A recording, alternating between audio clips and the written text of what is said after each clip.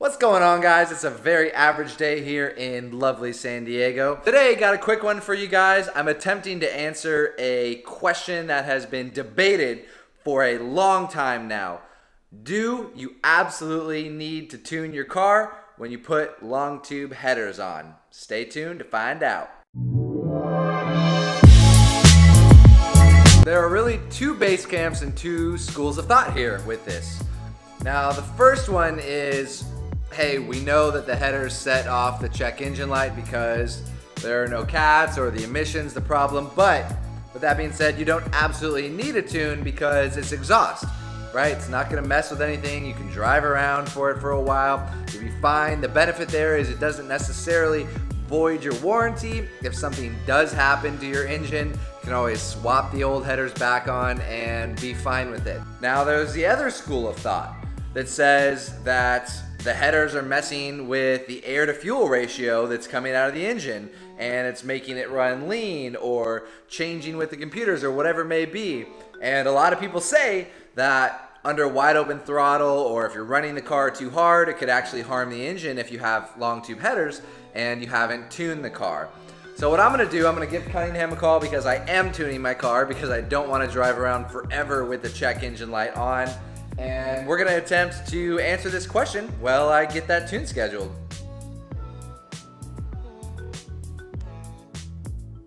Hi, you reached Cunningham Motorsports, late model E. Come on. So here's the deal. I couldn't get in touch with Cunningham then, but they called me back and I got the question answered, pretty much. Also got the tune scheduled, which I will talk with you guys here about in a minute. To answer the question, basically what they said is that yes, eventually you will need a tune if you have headers on the car. If you're driving around normally, you can get away with it for a little while, okay? Driving around normally, you know, just not full throttle, not racing, not dragging, doing anything like that, you will be fine for a few weeks. Over time, it may cause problems. Now, the reason that they said this was because the car is basically running lean. What does that really mean? All right, the car is running lean, you know, people think, okay, well, maybe that's not a big deal. Now, what that means is there's more air going into the engine than there is gasoline. Basically, that means that there's not enough lubricant on all the different parts. If we drive it like that for long enough, the engine could seize up. There have been things like problems damaging the pistons. Some people have even gone as far as saying that holes have gotten their pistons because their cars were running too lean. Now, with just headers, I think we're gonna be okay. I don't think we're gonna be getting any holes in the pistons.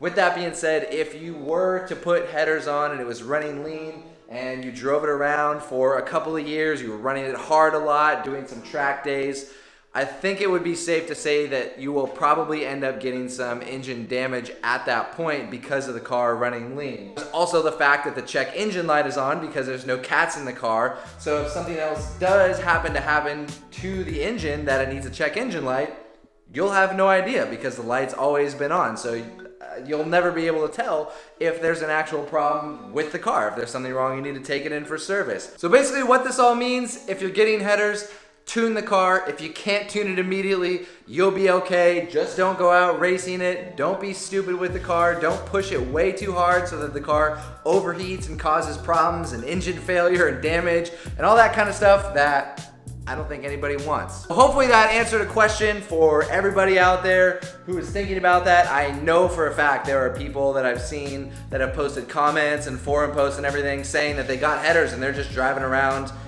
for a long time with the check engine light on because they don't believe that it's gonna cause any problem. Clearly, that's not the case. This is from a reputable tuner, Cunningham.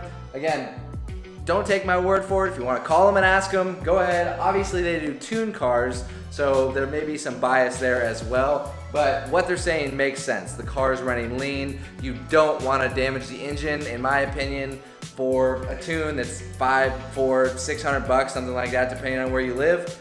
Absolutely not worth it to have to rebuild the engine because you screwed up the pistons or whatever it may be. So hopefully that helps you guys out, answers the question. It certainly answered my question because I was honestly thinking about driving it around for a little while without a tune because again, obviously the tune voids the warranty. With headers just on here, at least if there was a problem, I could take them off, throw the old headers back on and say, oh, I don't know what happened, Chevy, just fix it for me under warranty. It's just not even worth it at this point. Back to the subject of the tune. I did get it scheduled for December 1st. So from today, it's roughly 4 weeks, so I got it scheduled with Cunningham Motorsports up in Murrieta, and they're gonna do the tune here for the car, and I'm also gonna have them do an E85 tune while we're at it. Figured might as well do it all at once. I did just now order the EFI,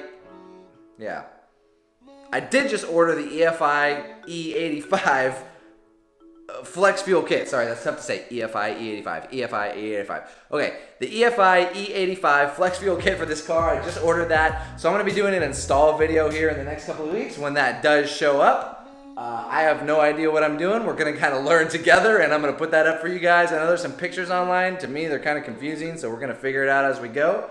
And again, once we get that on, we'll have the car tuned. We'll be able to run flex fuel. Put your guys' horsepower guess down in the comments. With, again, catless, long tubes, Cook's headers. I've got an exhaust, so it's basically a straight pipe out. And then E85, I'm thinking we'll get about 30 wheel horsepower for the headers, and then maybe another 30 for the E85 if we're running 100% E85. Again, with the flex fuel, the great thing is that you can run a blend of pump gas and E85. But if we're just talking 100% E85, I'm thinking it's gonna get about 60 wheel horsepower added to it. Now, Cunningham's dyno is known to be a heartbreaker, so I'm not sure exactly how this thing's gonna do, but I'm hoping for, on their dyno, 430, 440 wheel horsepower, which, should be 440 to 450 realistically, and, over 500 crank horsepower, which is what it should be. So that's exciting to say that, hey, I got over a 500 horsepower car, basically, because that's how most cars like the GT500 and everything rate their horsepower, is crank horsepower.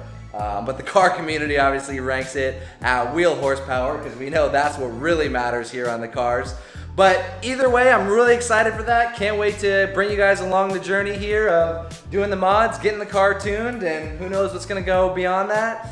I may get the mod bug, and have to do a cam at some point, or, I don't really know. I guess we're gonna see, just stay tuned to find out. I hope that answers that question for some of you guys who have been wondering about it. Again, stay tuned for the build. It's about to get awesome. There's gonna be a lot more power coming to the car. If you haven't already, smash the subscribe button.